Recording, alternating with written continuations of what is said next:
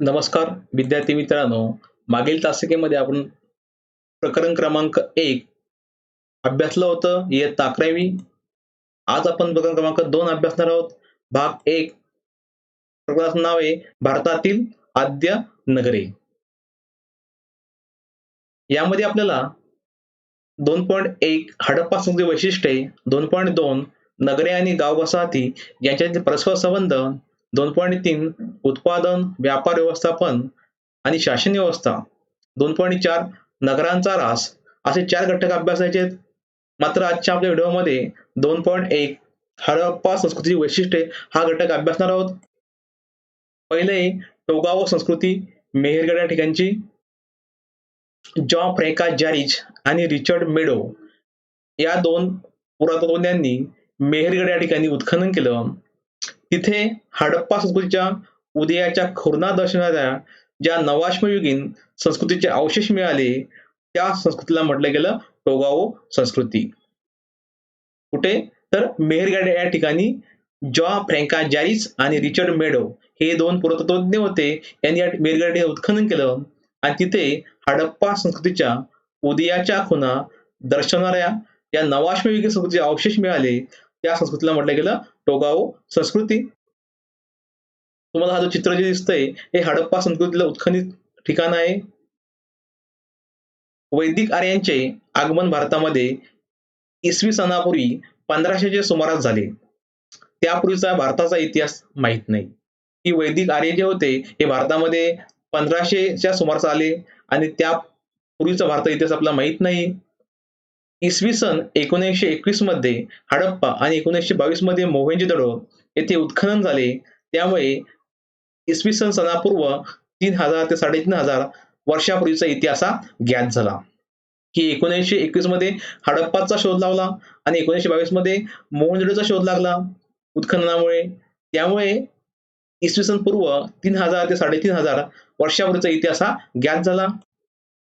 अफगाणिस्तान पासून महाराष्ट्र पर्यंत आणि मखरांच्या किनाऱ्यापासून हरियाणापर्यंत 15 लाख चौरस किलोमीटरच्या प्रदेशामध्ये हडप्पा संस्कृती ही अस्तित्वात होती. ही संस्कृती कास्ययुग संस्कृती होती. तिसरे नगरे. ही हडप्पा संस्कृतीतील महत्वाची नगरे कोणती? एक होतं हडप्पा, 2 होतं मोहेंजोदडो, तिसरं होतं कालिबंगन, 4 होतं लोथल, 5वं होतं ढोलावीरा आणि 6वं होतं राखीगढी. अशी ही 6 महत्वाची नगरे म्हणजे शहरे या संस्कृतीमधली होती. चौथं आहे हडप्पाकालीन नगराच्या इतिहासाचे 3 कालखंड. की हडप्पाकालीन जे नगर आहे त्याच्या इतिहासाचे 3 कालखंड पडतात. एक म्हणजे पूर्व हडप्पा संस्कृतीचा काळ, दुसरं म्हणजे प्रगल्भ नागरी हडप्पा संस्कृतीचा काळ आणि तिसरं म्हणजे उत्तर हडप्पा संस्कृतीचा काळ. 5वं आहे हडप्पा संस्कृतीची वैशिष्ट्ये. एक म्हणजे सुव्यवस्थित नगररचना. तुम्हाला एक फोटो दिसतोय का? Harappa town planning in this valley civilisation. ही त्या ठिकाणचं टाउन प्लॅनिंग नगररचना. एक म्हणजे विटांनी बांधकाम केलेलं स्नानगृह. की त्या ठिकाणी आपलं काय काय सापडलं तर एक म्हणजे विटांनी बांधकाम केलेलं स्नानगृह सापडलं. स्वच्छतागृह, विहिरी यासारख्या सोयींनी युक्त अशी विशाल घरे या ठिकाणी सापडली. धान्याचे कोठारे, सार्वजनिक स्वरूपाच्या भव्य इमारती, विटकाम करताना वापरलेली इंग्लिश बॉन्ड पद्धत. इंग्लिश बॉन्ड पद्धत म्हणजे काय? तर 2 उभ्या आणि 2 आडव्या विटा रचून केलेले बांधकाम. ही जी पद्धत आहे, बॉन्ड पद्धत आहे, की भूकंपप्रवण क्षेत्रामध्ये अतिशय महत्वाची आणि उपयोगी अशी समजली जाते. तिसरं म्हणजे उत्तम निस्सारण व्यवस्था. ही चांगल्या प्रकारची निस्सारण व्यवस्था होती. सार्वजनिक स्नानगृह होतं. नगराचे 2 किंवा अधिक विभाग होते. प्रत्येक विभागाला तटबंदी होती.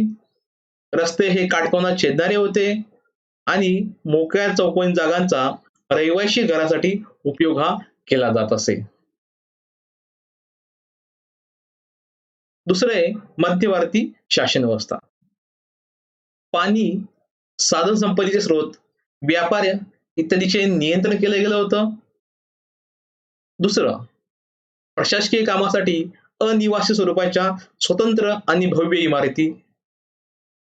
तिसरं म्हणजे वजन मापे, सजावटीची मातीची भांडी, घाट्यांचं प्रमाणीकरण केलं होतं. तिसरं आहे समाज व्यवस्था. अधिकार पदाची उतरण, विशेष कौशल्याधारित कारागिरांचे व्यावसायिक वर्ग होते समाज व्यवस्थेमध्ये. श्रद्धा प्रणाली याच्याशी निगडीत वस्तू आणि वास्तू, दफनस्थळे, मृत्यूनंतरच्या विधीचा पुरावा मिळतो. विकसित लेखनकला ही मुद्रावर आढळणारी एक लिपी या ठिकाणी पाहायला मिळते. म्हणजे ही विकसित लेखनकला त्या काळातली होती. अधिक माहितीसाठी बघायचं म्हटलं तर ज्या ठिकाणी उत्खनन केले जाते त्या स्थळाचं नाव त्या काळातील प्रागैतिहासिक संस्कृतीला दिलं जातं, की ज्या ठिकाणी उत्खनन होतं त्या स्थळाचं नाव त्या काळातील संस्कृतीला हे दिलं जाते. घग्गर आणि हकरा ही जी नदी ही पावसाळ्यामध्ये प्रवाहित होणारी नदी आहे. ती हिमाचल प्रदेशातील शिवालिक टेकड्यामध्ये उगम पावते. पंजाब मधून हरियाणामध्ये, हरियाणातून राजस्थानमध्ये आणि राजस्थानमधून पुढे ती पाकिस्तानात जाते. तिचा भारतातला जो प्रवाह आहे हा घग्गर नावाने, तर पाकिस्तानचा प्रवाह हा हकरा या नावाने ओळखला जातो. घग्गर, हकरा नदीचे कोरडे पात्र सरस्वती नदीच्या लुप्त झालेल्या प्रवाहाच्या खुणा दर्शवते. ही सरस्वती नदी आहे ही लुप्त झालेली आहे जमिनीमध्ये, आणि हे घग्गर आणि हकरा नदीचे जे कोरडे पात्र आहे हे या सरस्वती नदीचे लुप्त झालेल्या प्रवाहाच्या खुणा दर्शवते. हा तुम्हाला नकाशा दिसतोय. या नकाशामध्ये तुम्हाला की हा बघा सूतकांजोर, बघा हडप्पा संस्कृतीचे ठिकाणे असं गोल या चिन्ह सिम्बॉलने दाखवलं गेलेलं आहे. हे बघा हे जे गोल सिम्बॉल दिसतात, सूतकांजेजोर, सोतकाहो, बालाकोट, ही जे गोल चिन्ह तुम्हाला दिसतात की ह्या सगळ्या ठिकाणामध्ये हडप्पा संस्कृतीची ही ठिकाणं आहेत. इकडे बघा हडप्पा, मंडा, रुपड, राखीगडी ही जी ठिकाणे तुम्हाला दिसतात ही हडप्पा संस्कृतीची ठिकाणं तुम्हाला या ठिकाणी पाहायला मिळतात. आता हडप्पा संस्कृतीची काही नगरे पाहायची म्हटली तर पहिलं बघूया हडप्पा. पहिलं नगर कोणतं आहे? हडप्पा नगर. पाकिस्तानच्या पंजाब प्रांतातील सहिवाल जिल्ह्यामध्ये रावी नदीच्या काठावर हडप्पा हे स्थळ आहे. ही हडप्पा कुठे आहे? तर हडप्पा पाकिस्तान मधल्या पंजाब प्रांतामधील सहिवाल जिल्ह्यामध्ये रावी नदीच्या काठावर हडप्पा हे स्थळ आहे. 1921 मध्ये डॉक्टर दयाराम सहानी यांनी उत्खनन केलं. ही हडप्पा या ठिकाणी 1921 मध्ये डॉक्टर दयाराम सहानी यांनी या ठिकाणी उत्खनन केलं. त्याच्यानंतर सर मार्टिमर व्हिलर जे भारतीय पुरातत्व खात्याचे संचालक होते, यांनी 1946 मध्ये स्थळशास्त्राच्या आधारे उत्खनन केलं. त्यामुळे हडप्पा येथील बालेकिल्ल्याभोवतीची तटबंदी होती हे त्यांनी शोधले. ही बघा 1921 मध्ये दयाराम साने यांनी उत्खनन केलं. पुढे 1946 मध्ये सर मार्टिमर व्हिलर यांनी उत्खनन केलं, आणि कसं केलं तर स्थळशास्त्राच्या आधारे केलं, आणि त्यामुळे त्यांना या ठिकाणी हडप्पा येथील बालेकिल्ल्याभोवतीची तटबंदी होती हे त्यांनी हे शोधलं.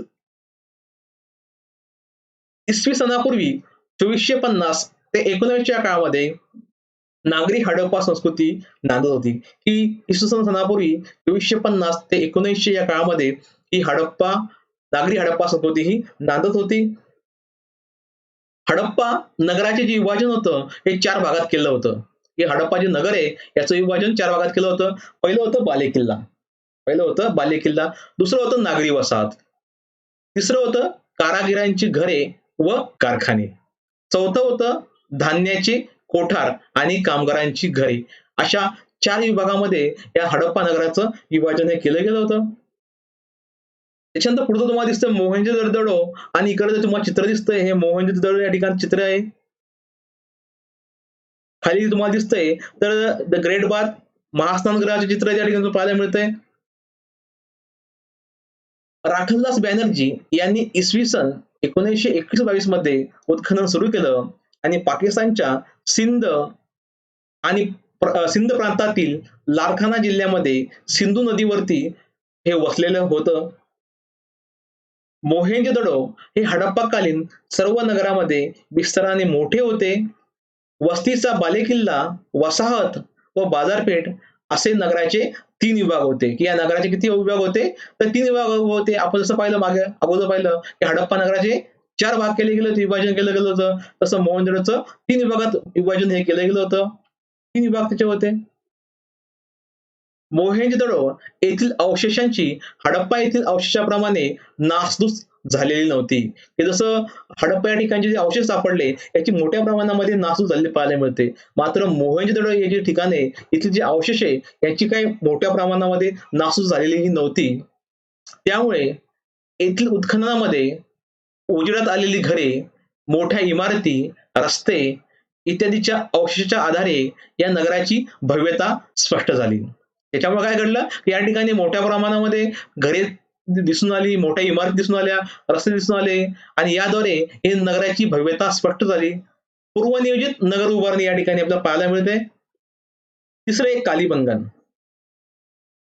बिकानेरहून 205 किलोमीटर अंतरावर राजस्थानच्या हनुमागड जिल्ह्यामध्ये हे कालीबंगन नावाचं ठिकाण आहे.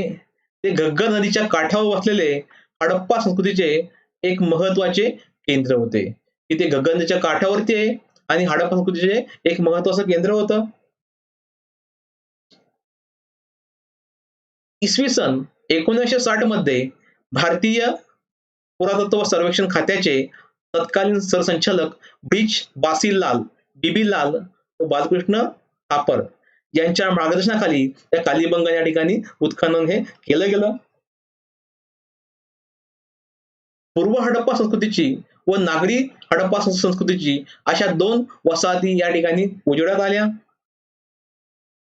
वसाहतीचे बालेकिल्ला आणि नागरी वसाहत असे 2 तटबंदीयुक्त विभाग इथेही होते. की बघा वसाहती कशी होते, बालेकिल्ला आणि नागरी वसाहत असे 2 तटबंदीयुक्त विभाग इथे देखील होते. आणि महत्वाचं म्हणजे या ठिकाणी नांगरलेल्या शेताचा पुरावा या ठिकाणी सापडलेला आहे. घरामध्ये आणि तटबंदीच्या बाहेर अग्निकुंडे सापडली, की घरामध्ये आणि तटबंदीच्या बाहेर अग्निकुंडे सापडली. काहीमध्ये पशूंची हाडे होती. हा पुरावा अग्निपूजेचा असावा असे काही पुरातत्वज्ञांचे मत आहे. पुढचं चौथं लोथल. तुम्हाला चित्र दिसतंय हे लोथल या ठिकाणचं. गुजरातमध्ये अहमदाबाद पासून 80 किलोमीटर अंतरावरती हे लोथल नावाचं ठिकाण आहे आणि अहमदाबाद जवळ कच्छच्या आखातात भोगाव नदीकाठी लोथल नावाचं ठिकाण आहे. लोथल जे आहे हे लोथल प्राचीन गोदीसाठी प्रसिद्ध आहे. इसवी सन 1955 ते 1960 या काळामध्ये S.R. राव यांच्या मार्गदर्शनाखाली या ठिकाणी उत्खनन झालं. बालेकिल्ला आणि नागरी वसाहत यांना मिळून या ठिकाणी एकच तटबंदी होती. हडप्पा संस्कृतीचे हे महत्वाचे बंदर आणि व्यापारी केंद्र होतं. तेथील बाजाराचे ओटे, कोठारघर यासारख्या वस्तू आणि गोदी यावरून हे दिसून येते. लोथलच्या गोदीची रचना हे प्राचीन जगातील अभियांत्रिकीचं एक उत्कृष्ट असं उदाहरण होय. की प्राचीन जगतातील अभियांत्रिकीचं एक महत्वाचं आणि उत्कृष्ट असं उदाहरण मानलं लागेल. हा जो तुम्हाला फोटो दिसतो हा कसला फोटो आहे, तर लोथलच्या गोदीचा. गोदी म्हणजे काय, ज्या ठिकाणी जहाजाची बांधणी आणि दुरुस्तीचं काम केलं जातंय ती म्हणजे गोदी म्हटले गेलेले आहे. तर लोथल डॉक. भरतीच्या वेळी आत येणाऱ्या व पाण्याबरोबर समुद्रातील बोटी आत आणता याव्यात आणि त्याची डागडुजी झाल्यानंतर त्यांना पुन्हा समुद्रात सोडता यावे अशी गोदीची रचना होती. की बघा की रचना कशी केली होती, की भरतीच्या वेळेस काय करायचं, तर समुद्रातल्या ज्या बोटी असतील या पाण्याबरोबर आत आणता याव्यात आणि त्याची डागडुजी झाल्यानंतर त्यांना पुन्हा समुद्रामध्ये सोडता यावे अशी गोदीची रचना या ठिकाणी केलेली दिसून येते. थोडक्यात म्हणजे या लोकांनी समुद्राच्या भरती ओहोटीचं हे व्यवस्थित असं निरीक्षण केलं असणार हे याच्यावरून स्पष्ट होतंय. पुढचे 5वं ढोलावीरा व चित्र दिसतंय. ढोलावीरा या ठिकाणचं उत्खनन स्थळ आहे. जे.पी. जोशी म्हणजे जे भारतीय पुरातत्व सर्वेक्षण खात्याचे माजी सरसंचालक होते, यांनी या ढोलावीराचा शोध लावला. तेथील उत्खनन इसवी सन 1990 मध्ये RS बिश्त यांच्या मार्गदर्शनाखाली सुरू झाले. की तिथलं जे उत्खनन होतं हे 1990 मध्ये RS बिश्त यांच्या मार्गदर्शनाखाली सुरू झाले. ही हडप्पा पूर्व काळातील वसाहत होती. तटबंदीच्या आत स्वतंत्र 4 विभाग होते, ज्यामध्ये एक बालेकिल्ला होता, दुसरं म्हणजे त्याला लागून अधिकाऱ्याची वस्ती होती, तिसरं म्हणजे सामान्य जणांची वसाहत होती, चौथं म्हणजे मजुरांची वसाहत या ठिकाणी होती.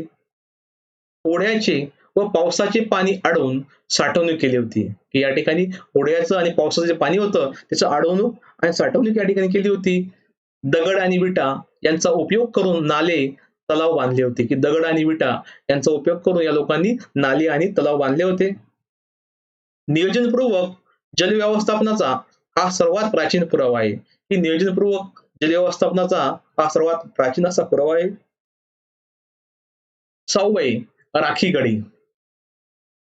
तुम्हाला हा फोटो दिसतो, remains of ancient civilisation in Rakhi Garhi, की हे अवशेष आहे राखी गडी या ठिकाणचं उत्खनन केल्यानंतरचं. दुसरी देखील तुम्हाला साईड दिसते, हरप्पन साईट इन राखी गडी, हे देखील अवशेष आहे राखी गडीचं. हरियाणामधील हिस्सार जिल्ह्यामध्ये चौटांग प्राचीन दृश्यदूती नदी या नदीच्या काठावर हडप्पा संस्कृतीचे स्थळ आहे. हे राखी गडी जे कुठे आहे, तर हरियाणामधील हिस्सार जिल्ह्यामध्ये चौटांग नदीच्या काठावर. चौटांग नदी म्हणजे तिचं प्राचीन नाव होतं दृश्यदूती नदी, प्राचीन दृश्यदूती. या नदीच्या काठावर या हडप्पा संस्कृतीचे स्थळ आहे आणि ते दिल्लीपासून 150 किलोमीटर अंतरावरती आहे. पुढचे भारत आणि पाकिस्तानातील हडप्पा संस्कृतीच्या स्थळामध्ये सर्वात मोठा विस्तार 350 हेक्टरहून अधिक विस्तार होता. 1963 साली प्रथम उत्खनन झालं.